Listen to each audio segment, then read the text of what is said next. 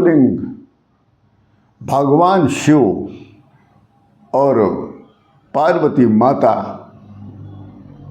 का आदि अनादि एकल रूप है।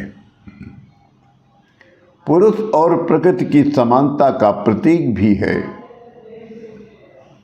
अर्थात इस संसार में न केवल पुरुष का, न केवल प्रकृति स्त्री का वर्चस्व है, अर्थात दोनों समान हैं, किसी एक का वर्चस्व नहीं है।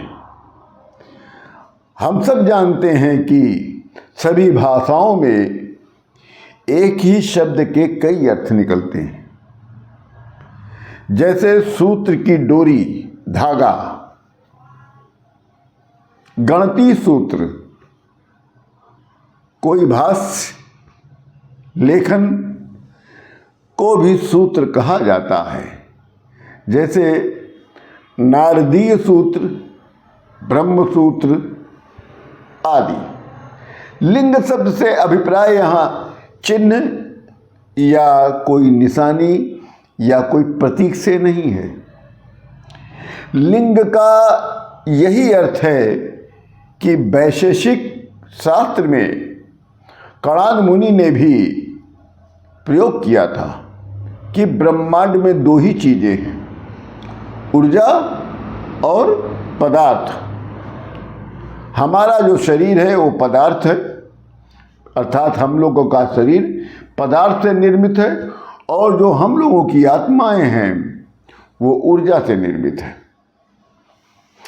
इस प्रकार शिव पदार्थ और शक्ति ऊर्जा, अर्थात ये जो शरीर है वो शिव है, जो आत्मा है वो माता पार्वती जी है।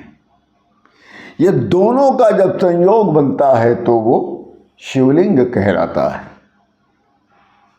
ब्रह्मांड में उपस्थित समस्त ठोस ऊर्जा शिवलिंग में निहित है। वास्तव में शिवलिंग हमारे ब्रह्मांड की आकृति है। शिवलिंग जो है ब्रह्मांड की आकृति है। अब हम आपको वैज्ञानिक आइंस्टीन का सूत्र से समझाते हैं, जिसके आधार पर परमाणु बम बनाया गया। परमाणु के अंदर छिपी हुई अनंत ऊर्जा की एक झलक दिखाई, जो कितनी विध्वंसक थी, सब जानते हैं। इसके अनुसार पदार्थ को पूर्णतया ऊर्जा में बदला जा सकता है, अर्थात दो नहीं एक ही हैं, पर वो दो होकर सृष्टि का निर्माण करते हैं। हमारे ऋषियों ने इस रहस्य को हजारों साल पहले ही खोज लिया था।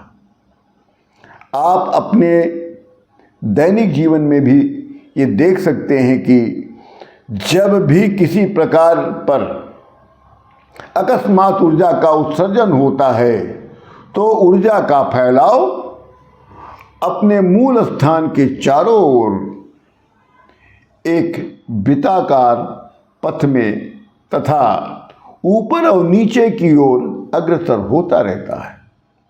अर्थात दसों दिशाओं, आठों दिशा की प्रत्येक डिग्री 360 डिग्री प्लस ऊपर और नीचे का होना,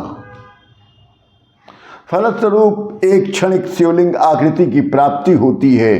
जैसे बम विस्फोट से प्राप्त ऊर्जा का प्रतिरूप शांत जल में कंकर फेंकने पर प्राप्त तरंग ऊर्जा का प्रतिरूप प्राप्त होता है। ओम श्री पार्वती पतये नमः। श्री हर हर महादेव।